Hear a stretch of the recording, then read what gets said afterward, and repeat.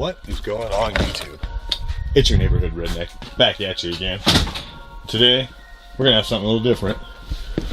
Today we're gonna turn that 4x8 sheet of MDF material there into a subwoofer box for my car, and we're gonna be loading it with this 10-inch L5 kicker solar bearing.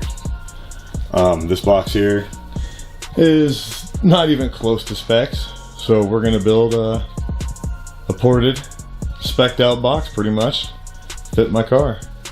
So don't mind the mess in here, and stay tuned, follow this adventure.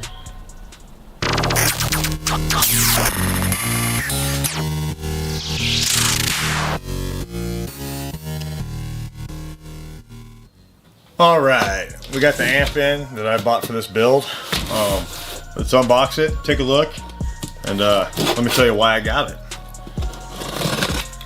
Or why I went with this one anyway. I did not buy a name brand. And mainly I got this one because of the price.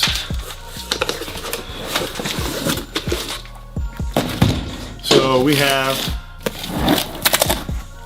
an Ignite amplifier.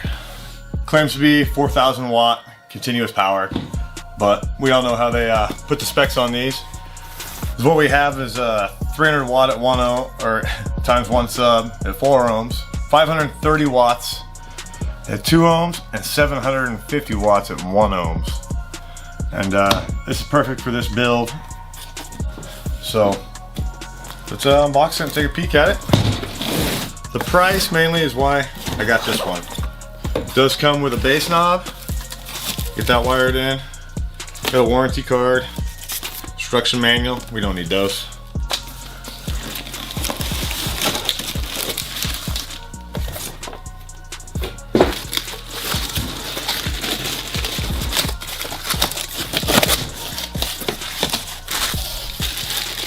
Looks like we got the bass remote. Really long cable so you can reach, and fuses for the amp. It's a lightweight metal, nice silver knob here. Ooh, it's got little dials when you turn it, little clicks. It feels pretty nice. This is branded Ignite. So.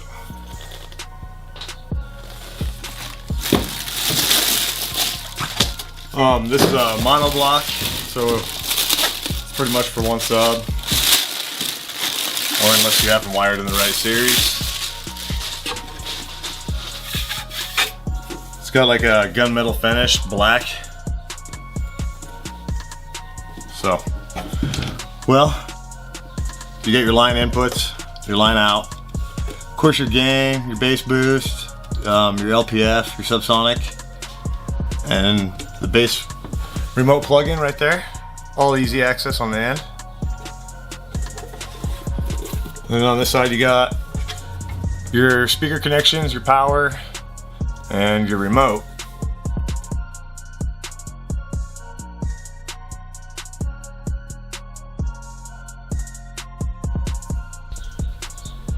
Alright, getting ready to start throwing out some measurements here. Just thought I'd give a rundown of the tools. I just got a straight edge here and my 18 volt DeWalt circular saw.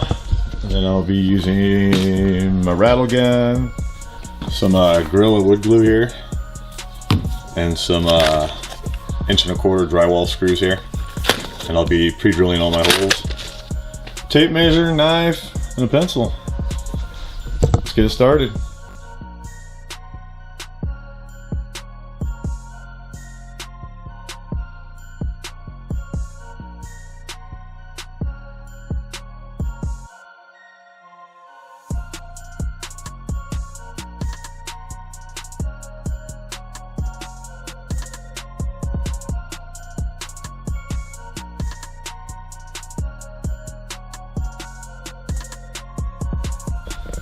So I got these panels cut down to the final length that they're going to be, besides the subwoofer hole and the port. So we'll go ahead and clean off this toolbox here, and we'll just be using it for pretty much a bench today.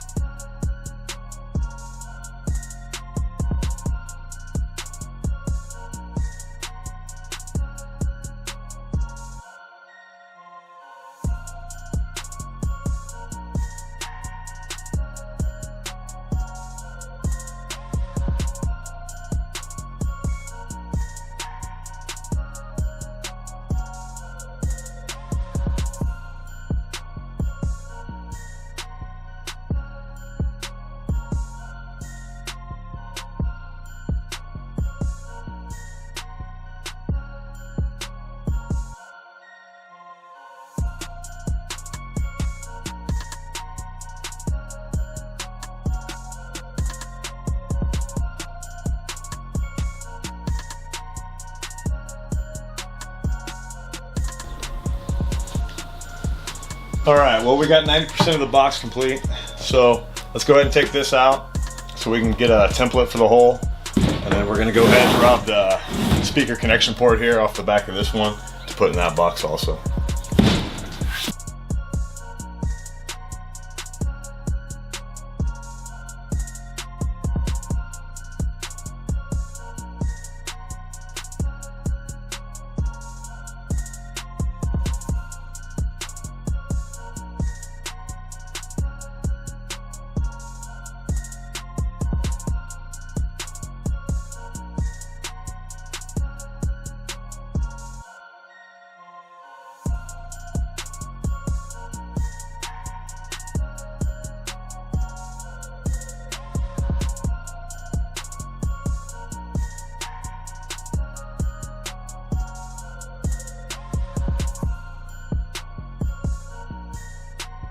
So with part of an afternoon, we got this sub box built here for my car.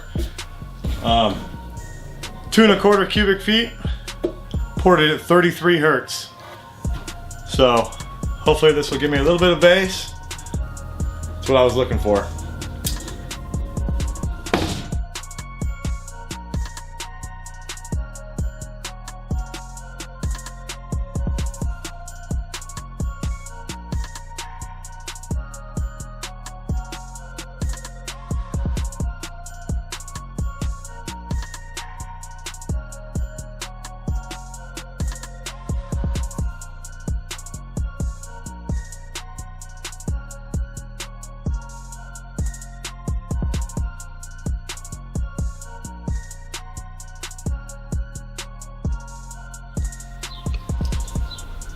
All right, got her all put in, wired up, got the amp mounted on top here nice and clean.